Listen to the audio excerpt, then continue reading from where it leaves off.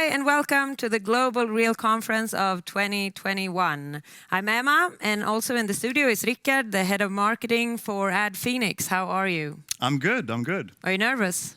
It's always good to be a little bit nervous.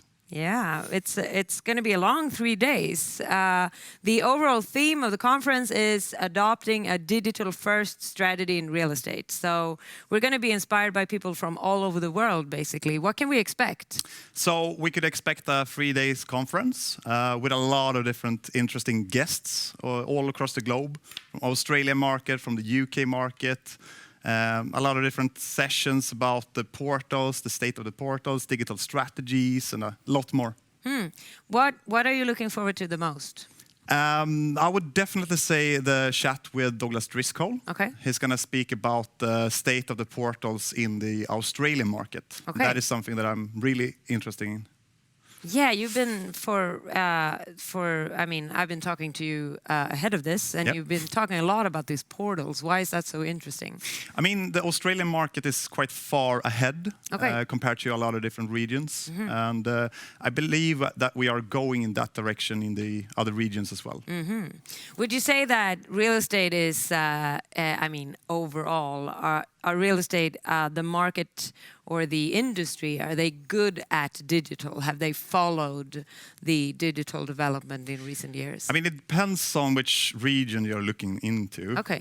But I would say like some regions are more ahead than others. Then there's definitely room for improvements. All right. Well, you have to stay online for this. We have 3 days and they begin now.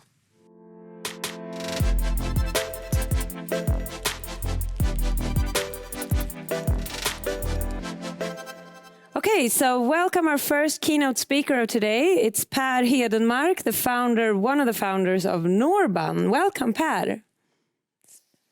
Thank you so much. How are you today? I'm fine, thank you. Great. You? I'm very good, thank you. Could you tell us a little bit about yourself?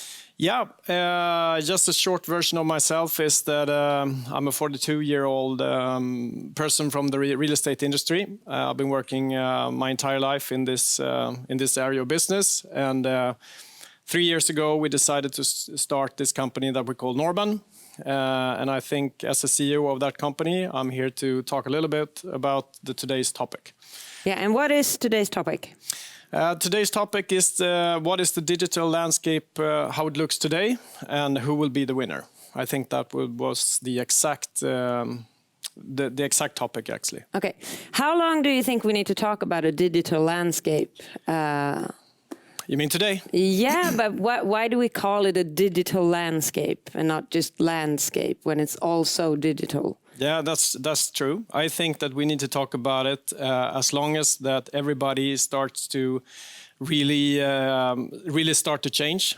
Because as I will walk you through today, is that not everybody do that, and also I will talk a little bit about some of the players. They say they're digital, and maybe they are not so digital. Okay. So perfect. Yeah. We're really looking forward to hear you speak. Thank you. Okay. Thank you.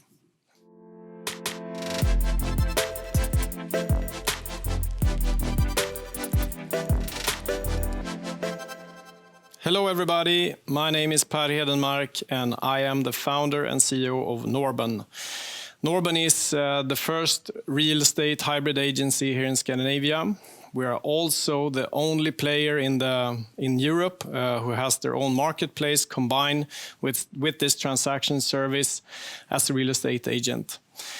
I'm here today to talk about the digital landscape and how it looks today and who will be maybe the winner in the end. So I'm sort of gonna connect this to what I'm doing today and why we're doing this and what gap that we actually found out was in the market.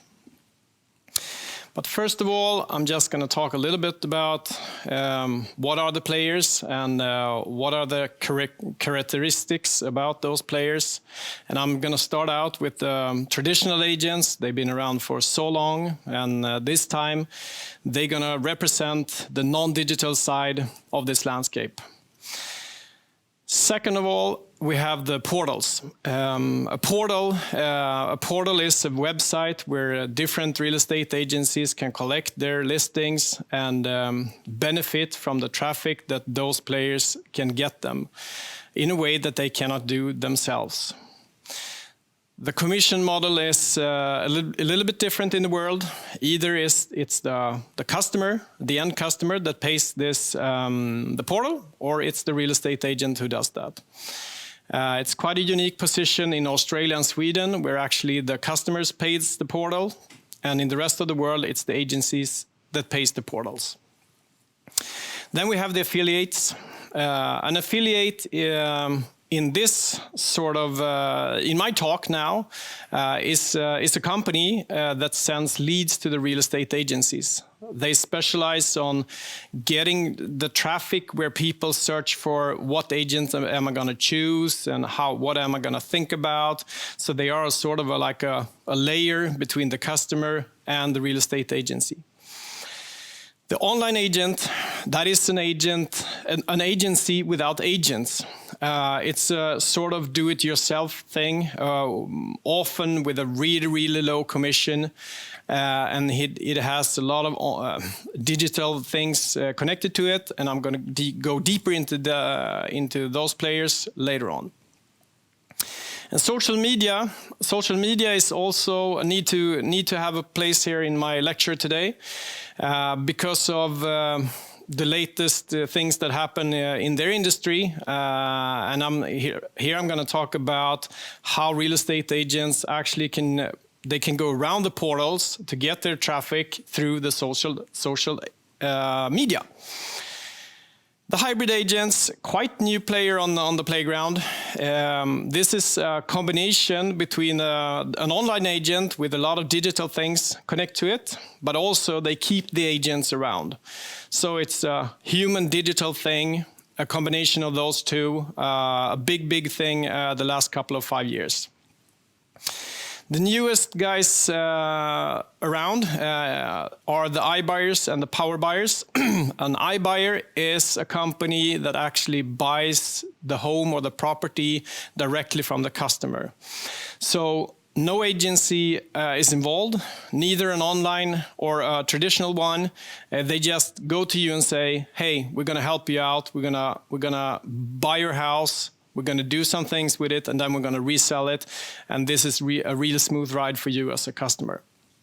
The power buyers, they are more or less the same. It's just that they focus on the buyer. So they provide the buyer with the muscles to buy something that they maybe cannot afford or cannot afford right now because they haven't yet sold their own house. So they empower the buyer side, help them buy some new property.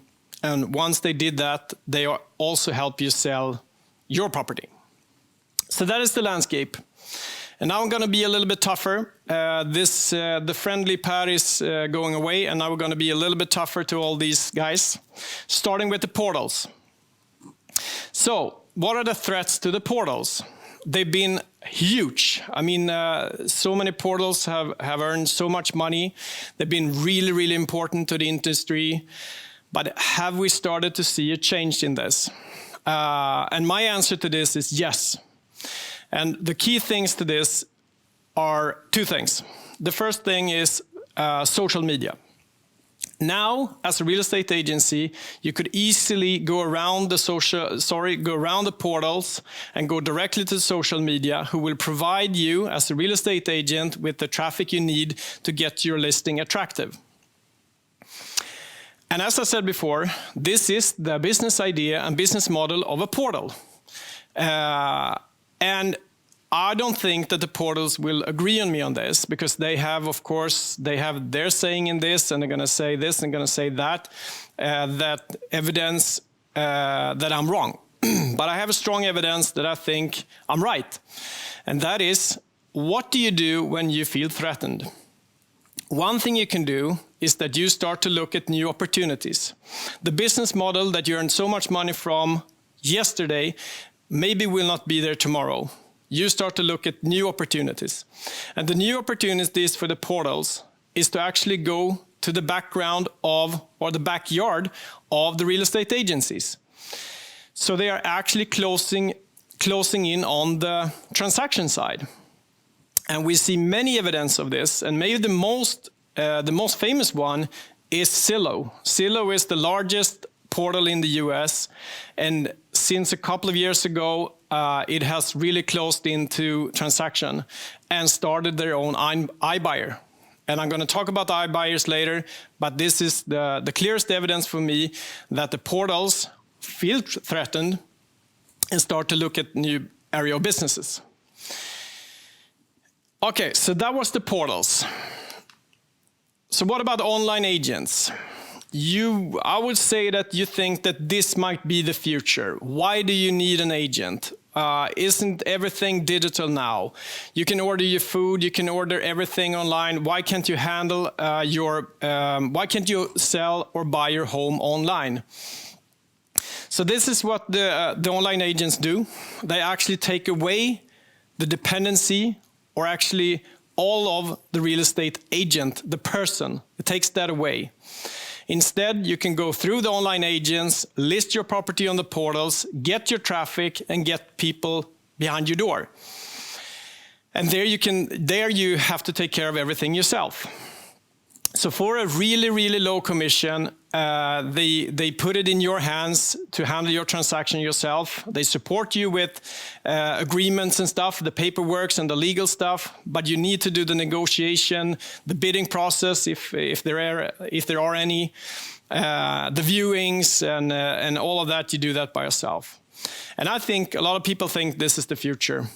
I don't. And I think my strong opinion from this comes is because of, I think, it's so much money involved.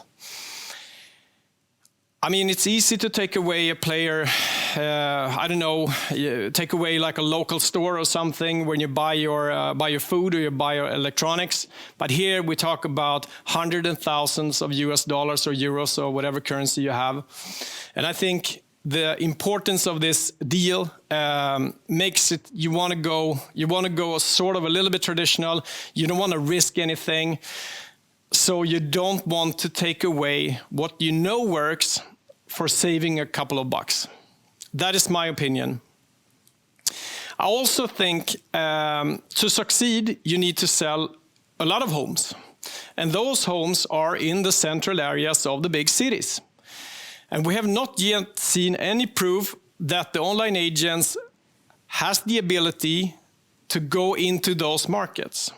They are strong on the outskirts, out a little bit away from the big cities. But when you talk about the urban areas or the central part of the urban areas, they have not yet succeeded to go into those markets. And I think this is why it might end up being a niche player, because I think there are customers that want the online agents, and I also think it's a good thing that the online agents put some pressure on the business, on the market. But I think they're going to have a hard time become huge. As I said before, my opinion. Then we go to hybrid agents, which I, in a way, represent myself. And here is my thought about hybrid agents. I would say, in theory, it's a brilliant idea. Why don't we combine the human thing with the digital things? And then we might take the best from the two sides. But my opinion is that how digital are they? I think it's very, very common that those players, they do digital things, but they focus on CRM systems, internal systems that's going to make you more efficient, rather to focus on the client side, the customer side. And from my point of view, to be a digital player, you need to really focus on clients, the customer. So this is my opinion about hybrid agents, that they say they are more digital than they actually are. And the last ones, before I'm going to reveal who will be the winner in the industry, are the iBuyers and the power buyers. I have 3 things to say about those, and I'm going to start from the end, actually. And that is, this is a model where you, as I said before, you buy the home or you provide the buyer to buy their new home, both of these two are super cash intense. So you need to have either venture capital coming in, or banks, or maybe a combination of these two. But what happens when what you say and what you promise your stakeholders is no longer the truth? Because we are in a down market. I'm not saying we're in a down market now, but post-COVID, we don't know what's going to happen. But what happens if we go into a down market where things, from us who've been in the industry for so many years, we know what's going to happen in a down market. And that is that it's going to take so much longer time to close a deal. So what happens when this pace goes down, maybe with 30, 40, 50%? What will the bank say? What will the venture capital say when you cannot turn those money around as fast as you did the last couple of years? I think this is a huge, huge threat to this business model.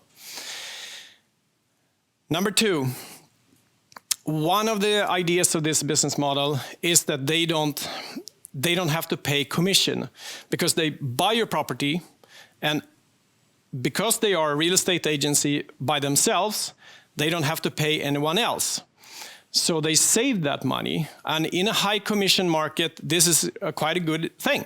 So up to 6% you can save and put that like between what you bought it for and what you sell it for, and you get a spread here. But I would say that this is also not so good because now you're dependent on acting on a high commission market. Let's say in Sweden, where we have a low commission market, if you compare it to the rest of the world, it would be really, really tough to be an iBuyer because the commission is so low. I think you understand where I'm getting.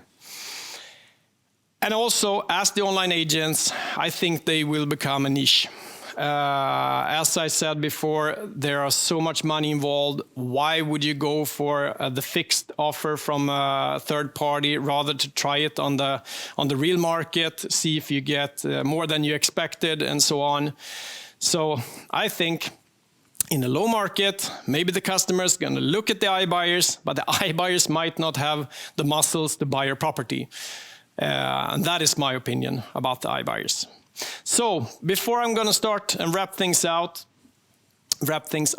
I'm a little bit biased. I said it in the beginning, but I think that the winner in this, with all those key players, will be the hybrid model. It will be a hybrid model that really goes digital, that really focus on the customer, and really what you say, they use all the advantages of being digital. You can be transparent, you can be effective, you can give the customer more control, you can be cheaper, and I think that you need to go this way, yeah. But also, the strong thing about this is that you keep the real estate agent. The agent, they won't do as many things as before, they will be more effective, but they are still around. And the strong thing about this is that the customer, they don't need to change their behavior. They're used to have an agent holding their hands, and they will still have one in this hybrid thing. And I think that is my key thing, why I think the hybrid model will be the winner for the next couple of years. But as I said, I'm a little bit biased, but I think so. So thank you so much for listening, and that's it for me. Thank you so much, Per. If we had an audience in the studio, you would get an applaud for sure. Oh, wow. Thank you. But now it's only me, sorry. That was tough. Sorry. That was tough. So that was very interesting. I was wondering a couple of things.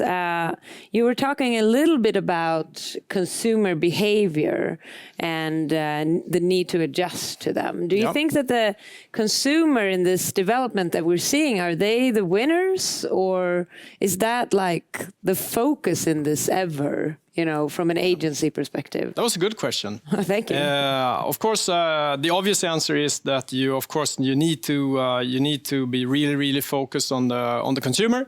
Yeah. But I would say that yes, they are the big winners, because you will actually from now on, and the next couple of years, you will get a better service, a better real estate service than yesterday, but maybe for 1/3 of the price. So either you choose the hybrid model or you go to a traditional one, but I think that the traditional ones will also be cheaper. So I think the big winners are the customers, as you said, very good question. And also, I also think we're going to see a reaction to this, and that is that the niche players, maybe the high-end players, the ones selling the very expensive apartments and so on, I think their prices might actually go up. But in general, because that will be like a premium product. It will. Okay. It will be more premium because I think that the traditional ones, they need to go closer to the hybrid ones, lower their commission, be more transparent.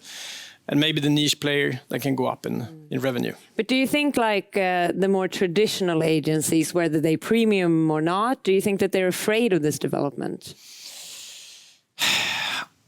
To be honest, I don't think they have really seen it yet. Really? I think they are really focused on their model. I think they think their model is the best model there is. I think it's a very, very hard thing to be a player and to change within that. I think that you need to go out, you need to come from the side and start something from scratch.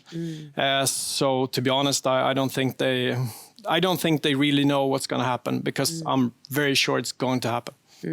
But do you think that in terms of when you look at your section of the market, how far ahead would you say that like Scandinavia is in terms of this? Is it more, leaning on the traditional side still, or where are we compared to other markets, as far as you know? Yeah. Also a good question.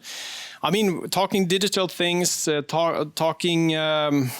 have so many good startups here in Scandinavia, and we've been really much in the front. I would say that this time, both UK and US, they were before us. I don't know why. Maybe it's because the traditional market here in Sweden is quite effective already. As I said here before, the commissions in Sweden and Scandinavia are quite low, so there are not so much room for a player that goes in and is much cheaper, because you cannot be much cheaper. Okay. But talking about the UK, maybe you can be 20% of the commission, even lower. So I would say that in this area, Scandinavia is actually after the rest of the world. Do you think that this development will mean that to become a real estate agent, would that be less attractive for like the younger generation? Oh yeah, no. I just think that their work will still be around. Cheaper. But as a hairdresser, people's hair, except mine, will continue growing, and you need a hairdresser. People will move, and we move even more than before. The urbanization with maybe a little bit different now post-COVID, but the urbanization will be strong. So we're gonna move more and more. So the real estate agent, they will have a place, but I think maybe their role and the model will change. But it's still a very fun thing to do. So I think it will continue to attract the young people at the university to become a real estate agent, or at least I hope so. Thank you so much, Per, for very valuable insights. That was very interesting. Thank you. But stay online. Soon we'll have a panel discussion about how to turn your website into a strategic asset. You don't want to miss that.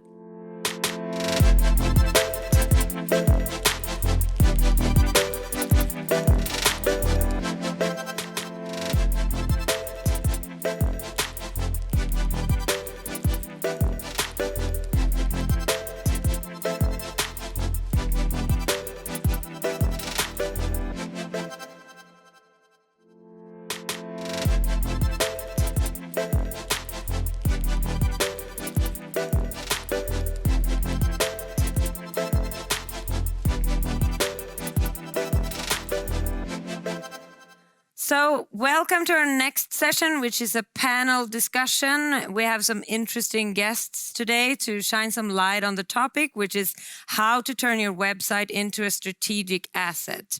We have two people on link. Welcome, Zane and Paul. How are you guys today? Doing great. How are you? Very good, thank you. We also have a studio guest in André Hegge. Hello, Emma. How are you today? I'm feeling great, thank you. Perfect. We're going to start out with, I'm going to ask you to introduce yourself briefly. Let's start with you, Zane.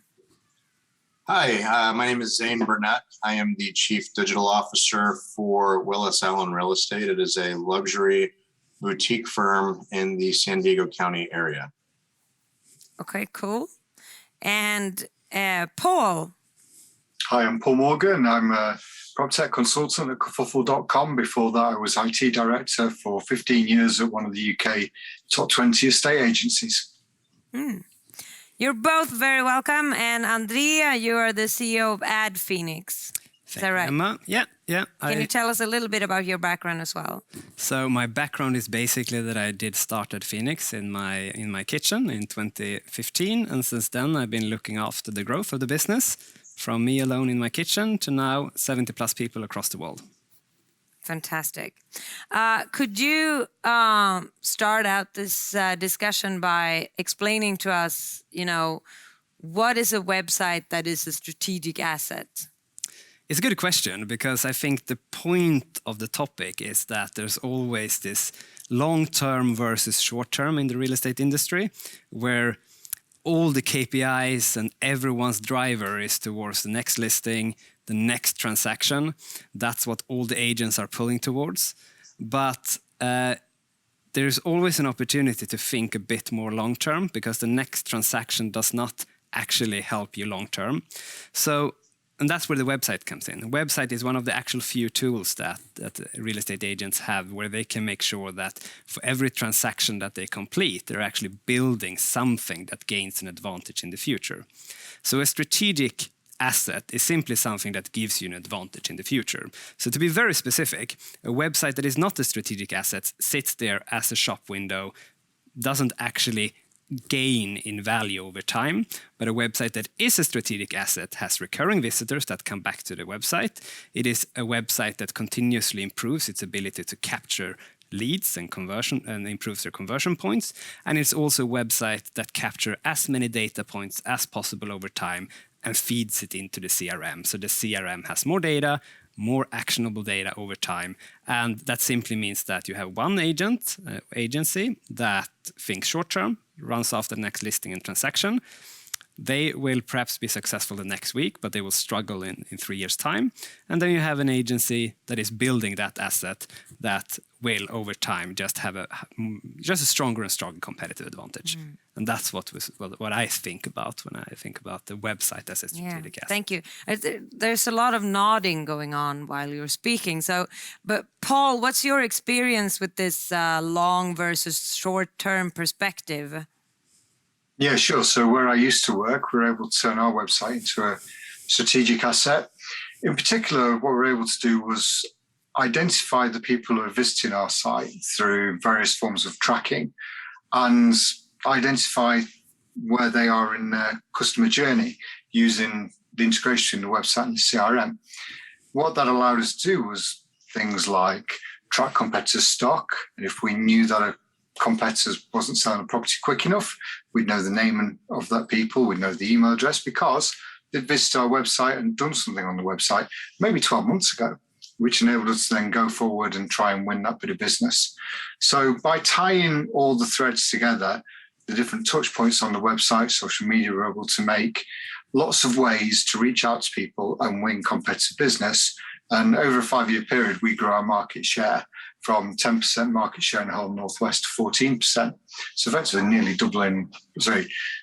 increased the size of our business by 50%. And can I then follow up with Zane, have you been able to turn your website into a strategic asset in this sense? Yeah, I think that part of the process, and to André's point, yes, but it's an ever-evolving process. You're constantly having to make tweaks. You're constantly having to pivot. You're constantly having to reevaluate. And so in that sense, the idea that a website is a strategic asset also has to be taken alongside the idea that it's a living, breathing, constantly evolving and growing type of thing. And so the work will never be done. And it constantly requires effort, maintenance, and decision-making. And what That is a really good point, because I've seen so many website projects get kickstarted by having a budget for the year. We scope it out. It looks awesome. It has new colors and everything on it. You spend a year trying to launch it. That often turns into 18 months. And then you launch it, and then the budget is done, and it doesn't actually accomplish the things that you want to accomplish. And the key part is, of course, that the website is simply the sort of the framework that you can start to iterate around. The best websites, they are built in such a way that you can add the tracking mechanism, you launch a new advertising program, it feeds into the CRM, and you continue to evolve with it. So you highlight the key point that most website projects that fails to actually accomplish. Just make sure that it's a project that is maintained over time. Yeah, but I have a follow-up question first for you, Zane. Would you say that it needs to constantly evolve, but is it due to the massive shifts and very quick shifts in the media landscape that makes you have to change it all the time? I mean, like social media and how social media is constantly changing traffic from maybe new social platforms and digital platforms. Is that a factor? Yeah, that's a good question. That's one of the factors, certainly. We are beholden to the policies and guidelines of various technologies that allow us to gather that data. That's one thing that changes. One thing that always changes, perhaps at a slower clip, is consumer behavior. Part of what you need to do to create or turn your website into a strategic asset is to make sure that the consumers who are going there remain engaged. And so, alongside just various factors in the media or technology landscape that have to be taken into account, what actions you take as a content provider also have to constantly change because the consumers are constantly changing. So there are various factors at play that require constant monitoring. Yeah, the consumer behavior, that I think this is a very good point. But could you again just say something very specific now, Andrea, about how to avoid the mistake that you just described? I think it's about it's almost like a budgeting exercise. You have the implementation cost, but if you really need to resource the maintenance to make sure that you can evolve with it. And I think one of the reasons that happens is that perfection is the enemy of good. There's no design that is perfect, and you need to assume that from the beginning. We have in our team done sort of best practice analysis across hundreds of websites. There are a ton of good stuff across all websites, but there is no website that is good across the board. And that's just how it is. If you try to make it perfect from the beginning, that 12-month project will turn into a 36-month project and still won't be perfect. Yeah, no, that's true. What are your thoughts on the budget for this type of project, Paul? Does it require a big investment? I think a website, its ability to deliver business for you does depend on how much time and money you put into it. Partnering with a good website provider or having your own development team, depending on the size of your organization, does make a big difference, and particularly the ability to do those funky things like tying it with CRM, tying with Adfenix, all that kind of stuff. I think for small agencies watching this, I would, focus on having a good small partner, integration partner to come up with some good social media adverts that go beyond what Adfenix do. I think if you were a big organization, you'd be constantly developing and constantly integrating it like we were. What are your thoughts on this? I mean, to be honest, I have never been inside of a successful website project. I'm more about sort of observed the mistakes and successes from afar. That sounds like good for your good night's sleep. Yes, so most of my observations are that our customers promise that the website will be launched in March, And in May, we wonder where the website is, and they say it will be launched in September, and then we go around that circle quite a lot. And then we have the sort of the data perspective. So we look at how does the website traffic numbers look like before and after, how does the lead generation look before and after, and somehow many agents expect it to just shoot through the roof when you update the website. More often, it just should go through the floor. Doesn't mean that it's the wrong thing, but it does require that iteration on the back of launching it. Can I ask you, Zane, could you describe some of the mistakes that you made during, because I'm assuming since you need to evolve all the time, that there are some mistakes that you've learned from during this process? Yeah, that's a really good question. And there's some mistakes that I continue to see observed amongst my peers and colleagues that are worth mentioning as well. A perfect example of this would be, at least in the States, common convention or common knowledge says, and if you look at, I mean, this is a made up number, but if you look at 95% of real estate sites, and you land on their homepage, what do you see? You see a big picture, a hero image above the fold, and then there's a white search bar overlaid on top of that image. Conventional wisdom says that that's what everybody is going to your site for, right? To search for properties. Well, about a year and a half ago, I was able to get some analytics on some of my friends' companies who run their website. And shockingly, we found that less than 0.5% of visitors who even land on the homepage are doing anything in that search bar. So right there is a perfect example of when you take a look at search traffic that's being led to your homepage, you find that the biggest conversion goal that you have isn't something that's actually converting. And so you have two options. One, do you try and force that conversion? Or two, do you analyze behavior to understand why that's happening? And in this specific example, the reason this was happening was when you take a step further and you analyze the search traffic, you find that the overwhelming majority of homepage search traffic, at least in the websites that I was looking at, are a result of brand-related searches, right? So the brokerage brand, and then their market, or an agent from that brokerage and then the market. Very, very little traffic coming organically to the homepage was a result of 3-bedroom, 2-bedroom house, or 3-bedroom, 2-bath houses in, blank. The overwhelming majority was brand related. And so what that shows you is that people who are landing on your homepage organically and you're capturing that traffic aren't coming to search for homes. They're coming to learn about you, or your agent or your brand. And so a perfect example of how to accommodate for that is to then adjust your strategy. To be able to solve that need. And so that's one example that I see a lot of, that I think is in not all cases, but in many, a common mistake. And that's starting at home base, the homepage. I think a lot of these problems that you describe are not,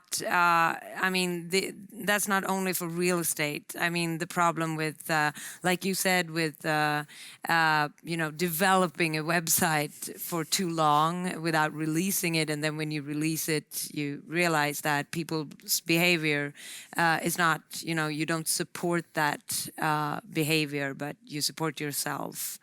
But could we also discuss, because I can also, I'm thinking that there would be other strategic assets, like digital strategic assets that can support your website. Paul, do you have any thoughts on that? Yeah, sure. And also just pick up on Zane's last point. I totally agree with him. I think the majority of people looking for property will go to a property portal and search for property there. The people looking to find out about an agent who are thinking of listing with that real estate agent will go to the agent's website and find out information about that agent, and the choose me button needs to be front and center. In terms of the assets that go around a website, the common areas are things like landing pages, social media adverts. I think the website needs to be pulling people in with the landing pages and giving them content or to collect data where you're allowed under GDPR and things like that.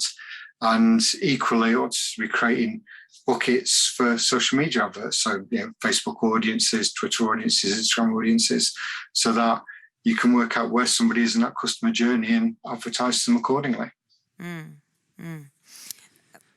I do have a point. I had some time to think now that Paul was speaking, and an actually hugely important asset that I'm not sure if people are thinking about is that, especially for franchise, but also in the US, if you have a network of offices and agents tied to your brand and they are digitally educated, it's actually a huge asset because they are the ones that invest money in your brand and that invest money in generating traffic to your website.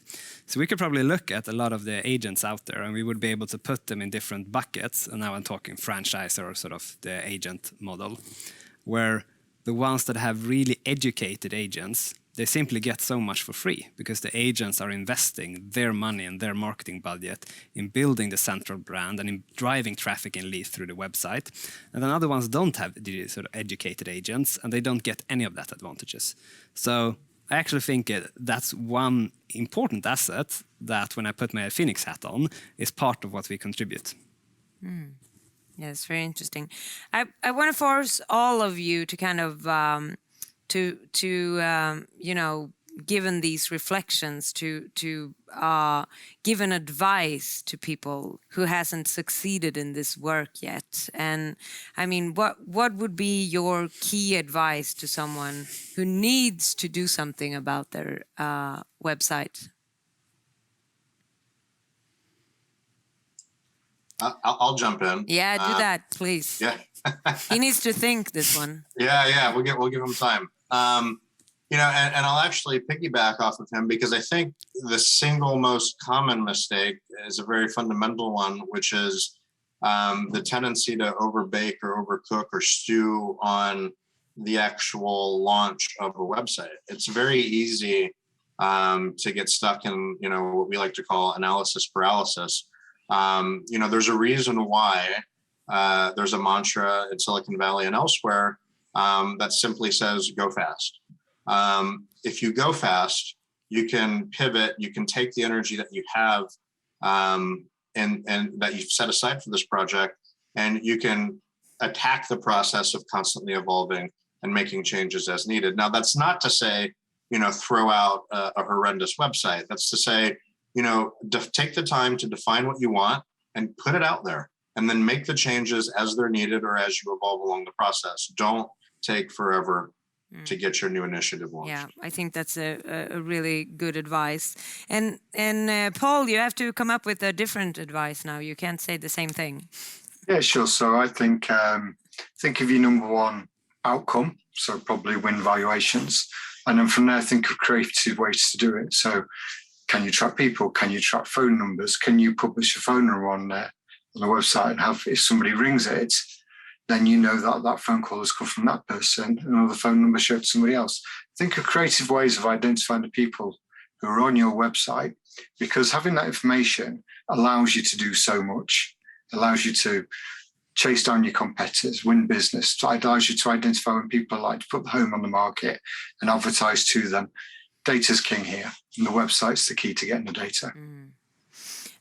I can't help but thinking that you also need to be very, very good at tracking what is actually working. Is that something isn't that like a key factor here? Or is that such a, you know, hygiene factor that you don't mention it? No, I think that's a spectrum. I don't think anyone is perfect. But I do think, like, Paul, your point is probably my favorite point, because put my Adfenix hat on again, there's so much value in the traffic that are further up the funnel that are not sort of signing up for a valuation tomorrow.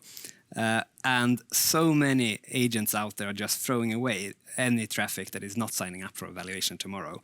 But with the right kind of tracking, with the right kind of identification on the website earlier up in the funnel, suddenly you unlock this huge value of homeowners that visits the website that are there, and that you start to build that tracking mechanism, build it into the sales process. So I was about to come up with my own advice, but I liked Paul so much. I'm just going to emphasize that point. Okay. Yes, I'm just going to emphasize that point instead. Okay, I want to thank you so much. I think you made some valuable points here, and I'm sure that people actually can use this advice, because I like this whole speeding up the process and not overbuilding and overthinking, but just test it and let it evolve over time. I think this is very valuable. So thank you all for this and for your time. You are not allowed to leave us yet. We have a new session coming up. We have Britt Chester, who's going to continue to talk about websites. So stay online, please.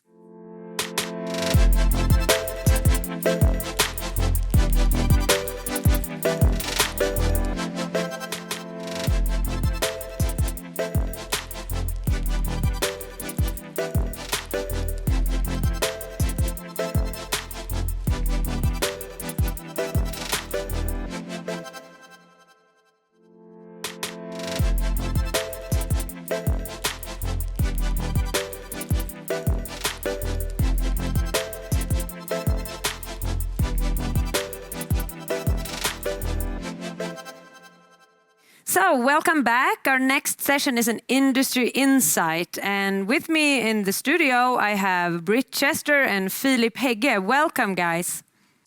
Thank you very much, Emma. I'm Philip, like you said, the US director with Adfenix. I'm joined by Britt Chester of Tribus. And really to start with, Britt, can you talk about what's the sort of essential, what's the purpose of a brokerage or real estate brand's website to begin with? Yeah, I think it's a great question. And I think the very core, a website is here for helping buyers and sellers connect with real estate agents. And that is really the purpose that website is serving. Also, it's there for branding. It's there for exposure. As the websites have grown over the years, what we've seen is it's not just there to help them find a home. It's also there to provide information and guide them on that journey to buying a home or selling a home as well. Yeah. No, I think that's very interesting. And I also, one other thing that I think is very interesting, and especially from a global perspective, because there's some things that change from market to market, but one thing stays pretty consistent. And in fact, and it's also what makes sort of the digitalization of real estate difficult sometimes. And it's because of all the different sort of layers of stakeholders that exist, right? You talked about the buyer, you talked about the seller, you talked about the agent, I talked about the broker, and so on.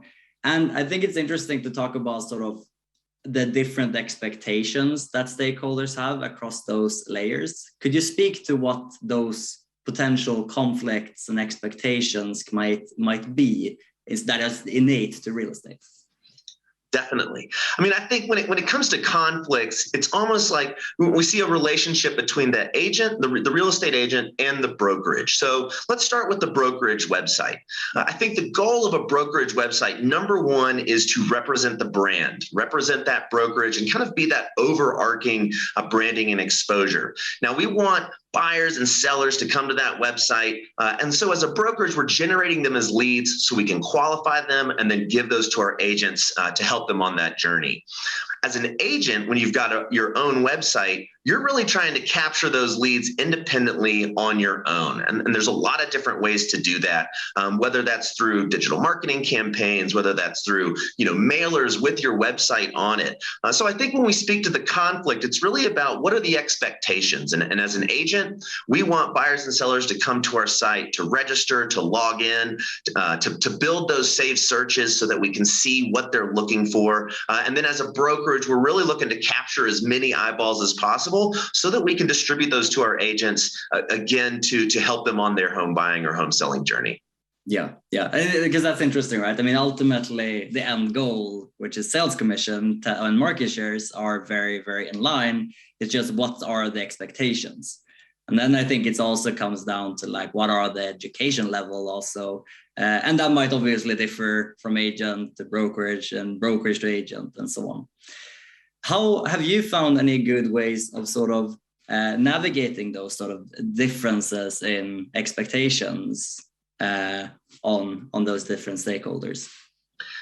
We have, at Tribus, one of the things that we hear a lot from agents is, how can we get more traffic to our website? How can we get more eyeballs on our website? And so when I'm speaking with agents and when our success coaches, when they're working with agents, it's really all about helping that agent portray themselves as the authority in their market. right? And you can do that in various ways. You can do that with Facebook ad campaigns. You can do that with, social media campaigns, Google campaigns, all the advertising. But then there's that organic traffic that we're looking for too. And so I think when we're trying to navigate that, it's about creating content that helps your website appear in searches, but that's also very relevant to your community. And that's how we can compete with every other website. It's capturing those eyeballs. It's knowing what people are searching for and creating content that really serves those search parameters. Totally. And speaking about sort of the consumer here, right? Like the buyers and sellers, how have you seen what the information they're looking for and what their expectations are on a website or a brokerage website? And how have you seen those expectations shift over the last, the 18 or 24 months or however long we've been in this sort of period of time? Yeah, I think buyers and sellers are more educated now, right? Like there's more information at their disposal. There's more information appearing and available to them. And so when it comes to like how's their demands shifted, they want to know, one, that the website or brokerage or agent that they're working with is really the expert and the authority in their neighborhood. And they can do that in a lot of ways. They do that by searching all of the content on the site. They do that by finding that brokerage through searching for things that serve their interests. And so I think when buyers and sellers are searching online now, they're able to really kind of hone in as to exactly what they're looking for. It's no longer just searching by neighborhood. We're looking for searching by school district. We're looking for searching with walkability and walk score. And so you have to be able to have a website that serves all of that and services all of that so that those buyers and sellers are as educated as they can be when they go to your site. And they're going to log in, they're going to register, and they're going to become a valuable qualified lead for your brokerage or just for you as an individual agent. Yeah. And I think that it's when building out a really good brokerage website, figuring out what is it that we can provide the buyers and sellers that they can't get elsewhere, I think is a very poignant thing to think about when you're starting to sort of craft that experience. So I think that's really good insights. Like moving over to sort of the other stakeholders, then like looking at the specifically agents maybe, because that's the other part that a brokerage website need to serve. How have their expectations shifted over the last 18, 24 months? Yeah, I mean, I think there's a lot of opportunity for brokerages to provide service to their agents, right?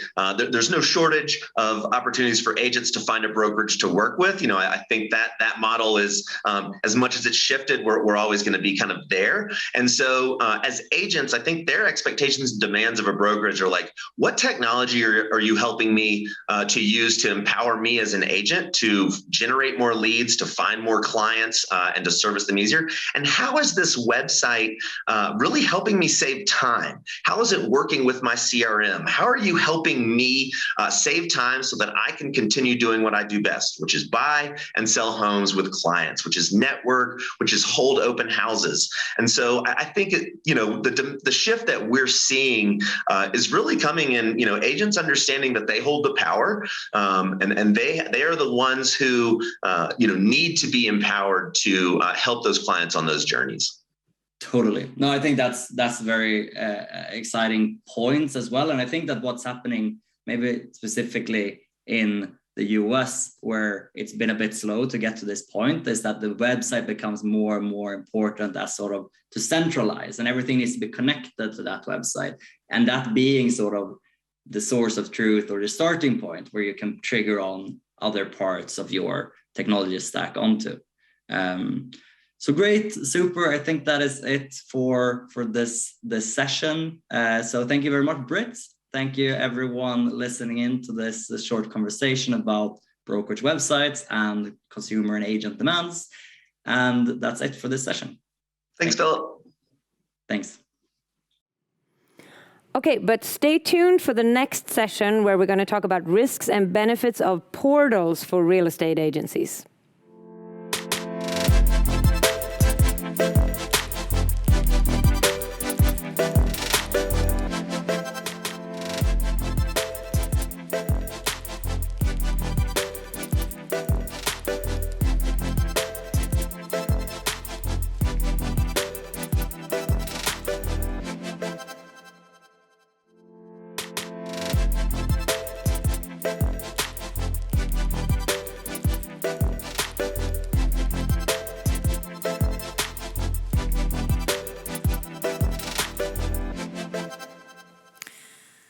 So welcome to this next session, which is an industry insight all the way from Australia. So we're going to talk about portals, and we're really going to dig deep into that topic. Welcome to my Stockholm studio, Douglas.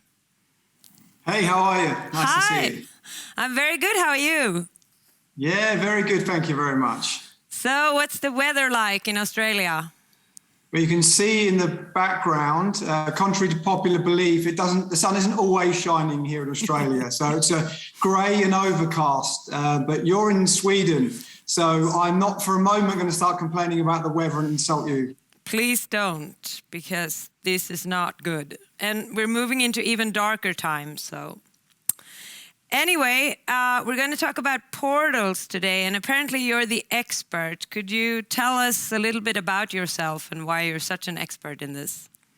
Well, I'm not sure I'm an expert as such, but I'll give you a bit of background about myself. I've worked in real estate for 20 years now. Surprising, I know, given the youthful complexion. But I used to originally work in the UK. That's where I hailed from originally, and I moved to Australia about 12 years ago. I'm the CEO and owner of Star Partners, so it's a large real estate group based here in Sydney. Obviously, like everyone watching this, our offices have the same challenges with portals. It's an ever-increasing problem and one we probably need to look to sort out as an industry. Maybe mostly for me, but also for our audience, could you define what a real estate portal actually is? Well, that's a great place to start because I am mindful that it's an international audience, so everyone's definition, interpretation, and indeed experience of portals will be very different. But I guess for me, there are three main sort of portals. The first one is what I call the new kid on the block, which is the iBuyer model. Instant buyer, businesses such as opendoor.com in the States. They're a bit unproven and a bit untested, I think. But again, a lot of money going into them, so watch this space. The second model is sale by owner, of course, and obviously that does what it says on the tin. It's deliberately intended to cut us out of the equation and go directly to the public. And the third, more traditional model is what I'll be concentrating on today. And that is the model which we're all familiar with, where the portal obviously charges us, the agent, for the privilege of obviously listing and promoting our customers' listings on their portal itself. And obviously, portals are very popular because clearly it's a convenience factor more than anything else. Everyone keeps telling me that they're so popular. Why is that in your market? It's convenient. It's convenient. I guess if you look at the definition of a web portal, it's the collection or aggregation of data from various diverse sources in the one uniform place, right? So obviously, as much as we would love the customers to go to our individual sites, the fact that there are dozens of agents in any one area means that it's a convenience factor, right? It just saves a lot of time and aggravation. But is it convenient, or is there a lack of alternatives? Look, for the time being, I think there isn't a huge amount by way of alternatives because you've got active buyers and passive buyers. Obviously, things like passive buyers can be contacted via the likes of social media. Active buyers, obviously, are ones that actually will go on a portal with the intention, obviously, of searching for property, clearly. So very often people refer to Australian market when it comes to portals because they're so influential. How influential are they? Massively so. We have a duopoly here in Australia. There's two major portals, one of which though is 3.5 times bigger than the second biggest by way of web traffic. And to put, I guess, some colour or some context or perspective for the audience around just how big the portals are here. The market cap of the major portal here, which is realestate.com.au, is pretty much equivalent to that of Zillow in the US. For the people watching this in the UK, the market cap of realestate.com.au is equivalent, 3 times the size of that of Rightmove in the UK. So they're absolute behemoths. Obviously, realestate.com.au is the 5th most visited website in the country, behind the usual suspects being Facebook, Google.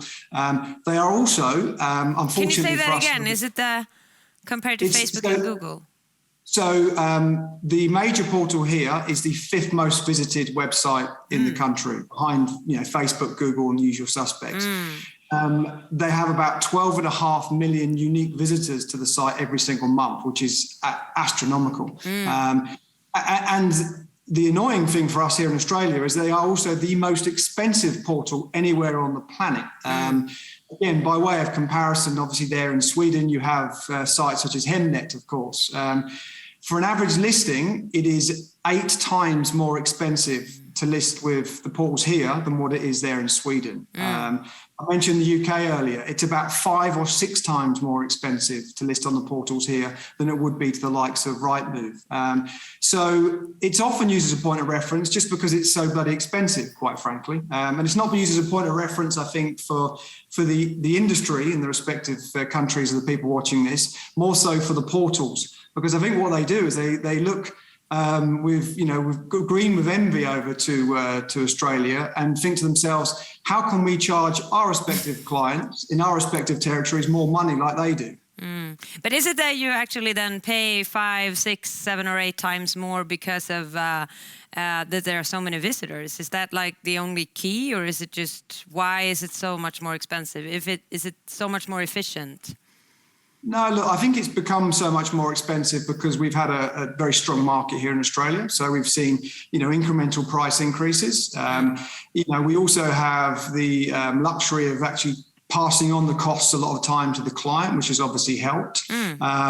But where they've been incredibly intelligent, the large portals here, and in particular the biggest one, is that they've invested tens of millions of dollars every year in marketing, promotion, and content. And they've captured the hearts and minds of the public, and they've done a really good job at that. And they're almost, dare I say, a bit of a national institution. They're quite cherished. So, the public trust them, the public like them, and obviously that's why there's so many significant numbers visiting this site. And when they've captured such a vast audience, guess what? They can continue to exponentially increase their prices. Are they so influential that agents should feel threatened by the actual portals? The short answer to that is yes, but I'm assuming you want me to elaborate slightly on that. Yeah, because my next question then is why? Yeah, well, I suppose if you break it down, and there's many threats or perceived threats, but I suppose for me, if I was sort of thinking about it, I suppose I would define it as perhaps 3 Ds, right? So disintermediation, diminishing profits, and their diversification strategies. So if we looked at those 3 things in isolation, firstly, the elephant in the room, right? And that is disintermediation. These traditional portals, a lot of people are concerned, threatened, paranoid that they may end up trying to cut us out of the equation altogether. For me, I don't think that's going to happen. And I'll explain to you why. Because if you think about these portals, they're huge in size and scale. They employ hundreds of people, right? But by proxy, they also have a sales force of thousands. And that sales force is us, the industry, right? So they've got a sales force. Not only do they not pay for, the sales force pays them. So it is a beautiful business model, is it not, right? So I can't see why they themselves would change or disrupt that anytime soon when we're doing all the dirty work for them. So I don't think we should fear disintermediation for the short to medium term anyway. If you are one of those people, the reality is it's probably going to be somebody else, not the current incumbents. It's probably going to be someone like a Google, Facebook, Amazon, someone who's hiding in plain sight, if you like. But we shouldn't fear or worry about that. What we need to focus on is the stuff where we can't be replaced, right? And just focus on getting better at that. So the first threat is that of disintermediation, as I said, and that's my theory. I don't think we have to worry about that anytime soon. The second one then is a more immediate and pressing one, and that is diminishing profits. For the business owners watching this, obviously the exponential hikes in prices for these listing portals is just incredible. I mean, it's mind-boggling. Here in Australia, the major portal have increased their costs over the last 6 years by a staggering 100%.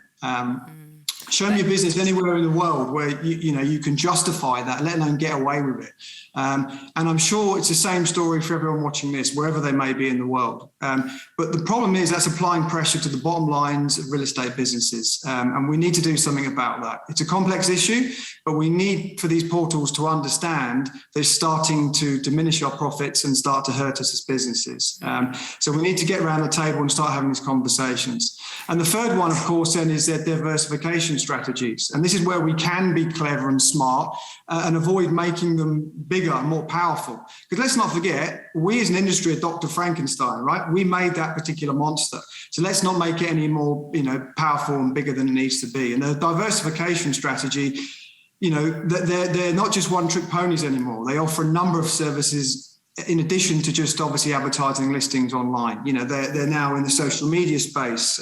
They've got testimonial platforms, and soon they'll be selling us seller leads, which I think is something that we have to avoid like the plague, quite frankly. But doesn't this power structure allow for a growing market of agents that boycott these portals, or just start one fresh that's cheaper?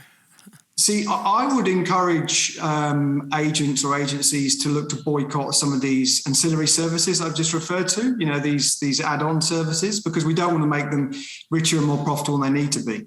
But in regards to the essence, perhaps, of your question, in regards to boycotting them, so not actually advertising our listings on the portals, I think the problem there, though, lies in the disservice we're doing our clients. We've got to remind ourselves of what our job is. Our job is not to sell property. Our job is to sell property for the very best price possible and get the very best outcome possible. And for as much as we like it or not, the portals are the primary source of search for consumers at the moment. So if you take that out of the equation or out of the ecosystem, you are doing your client a disservice. So I would describe them as a necessary evil, certainly for the time being anyway. What do you see in a foreseeable future, like in 5 years? What do you think will happen to this structure and the portals itself? Well, I do think we'll see more players enter the space. As I said, I think we'll certainly see more challenges from outside of the industry. I mean, let's not forget it's a multi-billion-dollar industry globally. So I do think we will get some other players encroach the space. And I think based on the current paradigm, I think these fat cat portals will continue to get fatter at our expense. And I do think that someone though will start to challenge that, whether it be one of the social media sites, as I say, or a Google or an Amazon. But at the moment, as I said, we're at their mercy and we have to do something about that. But they are, unfortunately, a necessary evil. And as I said, the vast majority of the buying public will utilize their services. And it's about, the 101 of sales, right? We shouldn't be looking to sell properties in isolation. We should be looking to sell them in competition. Here in Australia, we've got a lot of instances now of properties being sold off market, which I really don't think is a good thing. Because in a parallel universe somewhere, that listing has gone live across all platforms. And I can almost guarantee you by doing that, we will be getting that customer a better price. So as I said, they are a necessary evil for the time being anyway. As for the future, it's anyone's guess, quite frankly. It really is. Yeah. Well, I'd like to thank you for these insights. I think it's very interesting, and even more so if you're maybe a real estate agent. I think that was very, we're very thankful for the time you took with us today. So you have to stay online because next we'll be talking about the secrets of a successful agent. So please stay with us.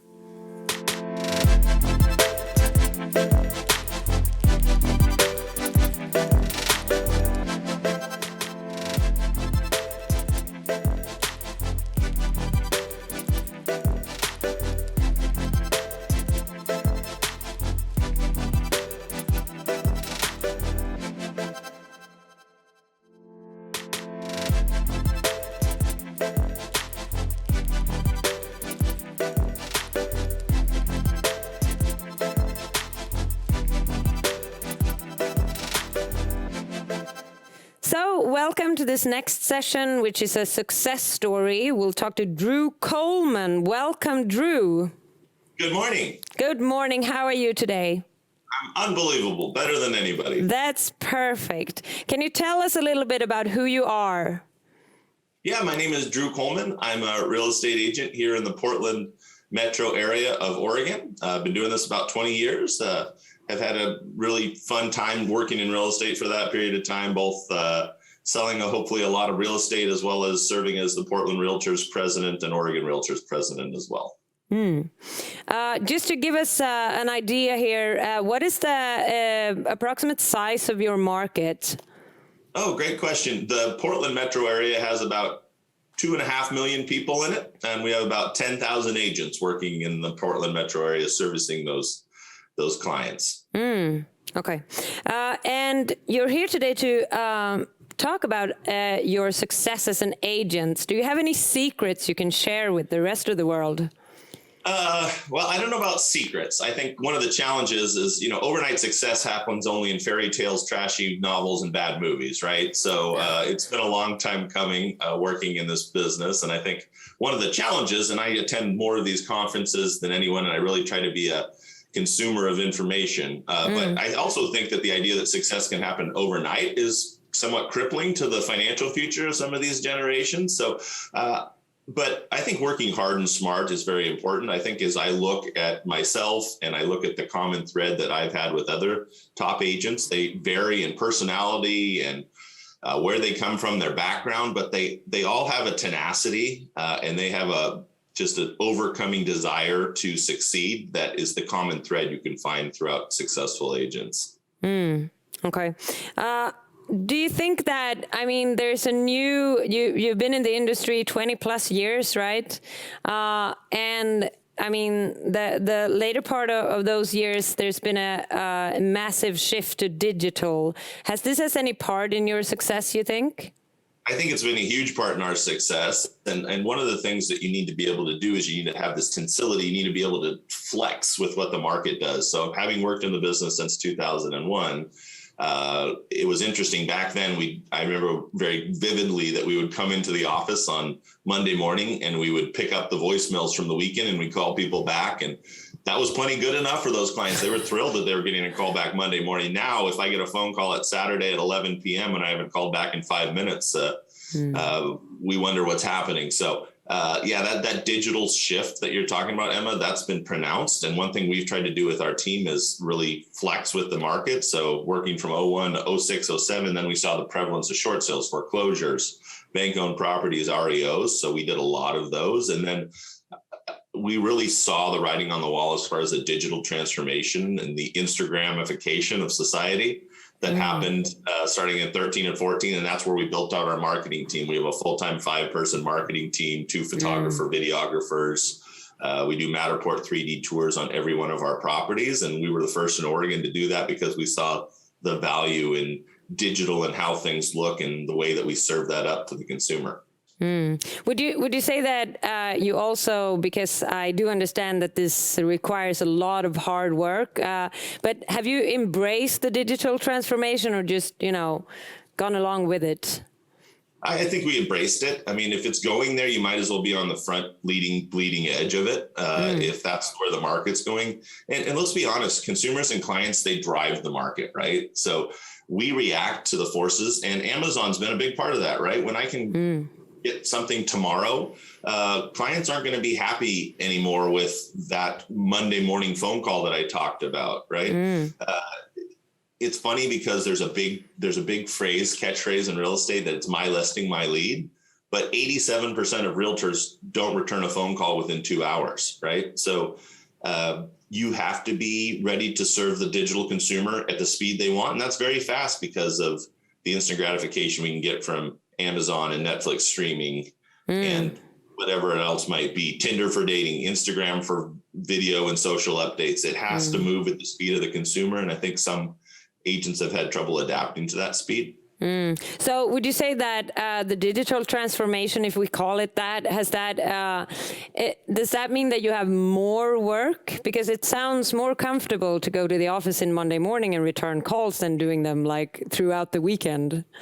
It was a little bit more comfortable, to be honest with you, but it is what it is, and we serve the client. And I think when you forget that you serve the client and you spend your time bemoaning what could have been, or I can't tell you the amount of times in my association volunteer leadership that I've heard, this is the way we've always done it. Well, those are dangerous words, and I'm sure those were said quite often at Blockbuster Video and Kmart's, but that doesn't mean that that's where things are going. So we've adapted our team as far as responsiveness, CRM tools, Adfenix, lots of things that serve the consumer in the way that they want to be treated.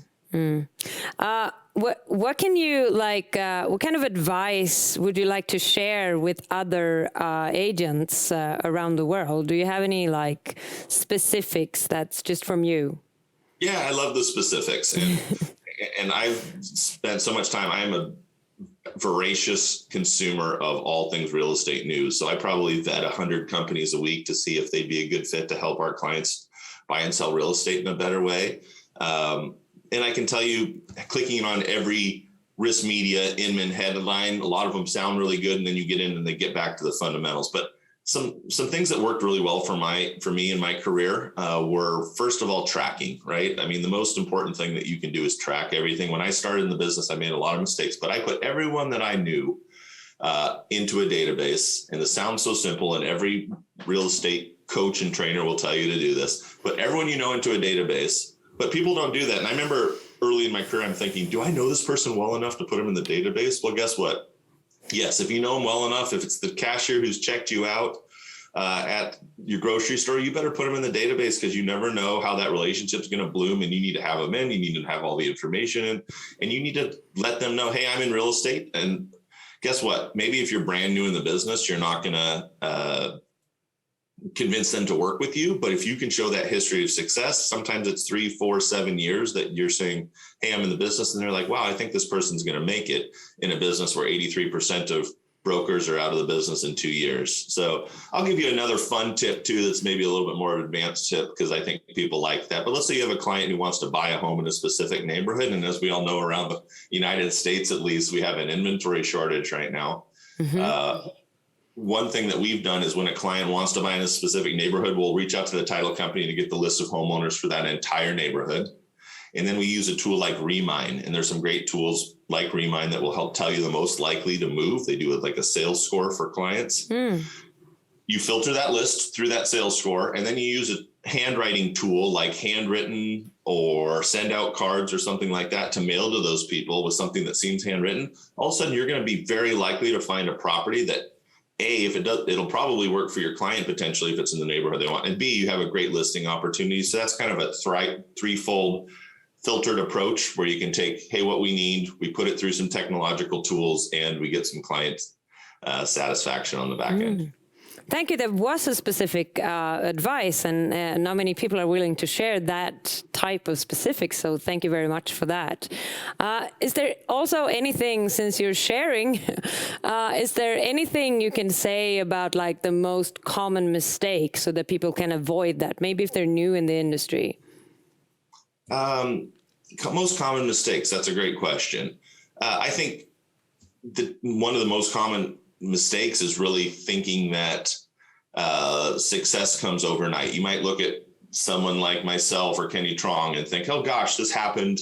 Look at them. I want to be just like them. You see it on Instagram. We see this in society at large. We see the finished product, but we don't see the journey. And quite frankly, I'm so happy that we've had the journey because I've learned so much, and I'm so much better as an agent and hopefully a human being and a businessman and a boss than I was. But I would say, the first thing just to emphasize would be don't shortcut the journey. It's not going to happen overnight. For every person you see that you think, like maybe Ryan Serhant, you think, gosh, this guy's good looking. He's in New York. He's selling everything. I can tell you Ryan's put in a ton of work. And guess what? You're probably not Ryan Serhant, right? You're not as handsome. You're not in the right market. But guess what? That doesn't mean you're not going to be successful in real estate. No.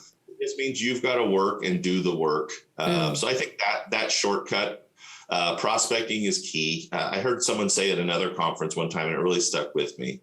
I realized after a while in my business that it didn't matter how good a job I did for my clients. as long as I had more clients coming down the pipeline. And the person who said that did not mean don't serve your clients well, but they meant prospecting is job number one. Having clients to work with is job number one. And of course you take great care of them.